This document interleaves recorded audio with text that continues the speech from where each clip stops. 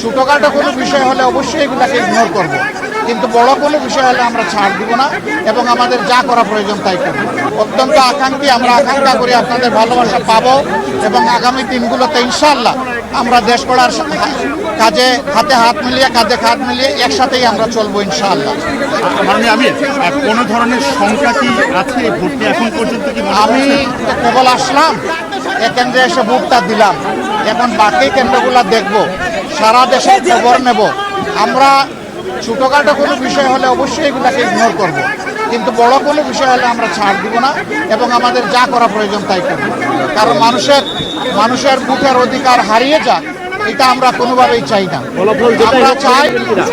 আমরা চাই সুষ্ঠু ভোটের মাধ্যমে রেজাল্ট যেটা হবে সেইটা, ভোট যখন সুষ্ঠু হবে নিরপেক্ষ হবে সেই রেজাল্ট আমরাও মানব, অন্যদেরকে মানতে হবে। এটাই গণতন্ত্রের সৌন্দর্য। আমরা এটা চাই, আপনারা দোয়া করবেন।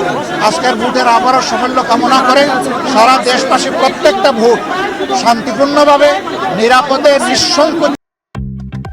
ভিটামিন সি আর গ্লিসারিনের সাথে নতুন লাক্স দেয় ব্রাইট গ্লো, যাতে সবাই দিতে পারে, নারী পুরুষ সবাই মিলে।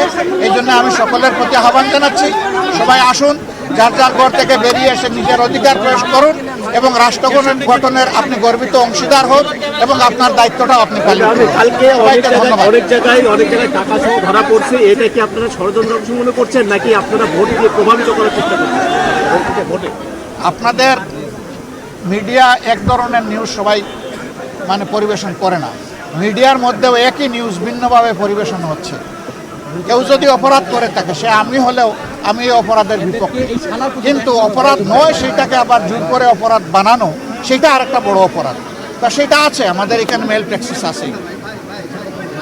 আল্লাহ হাফেজ, সবাইকে ধন্যবাদ।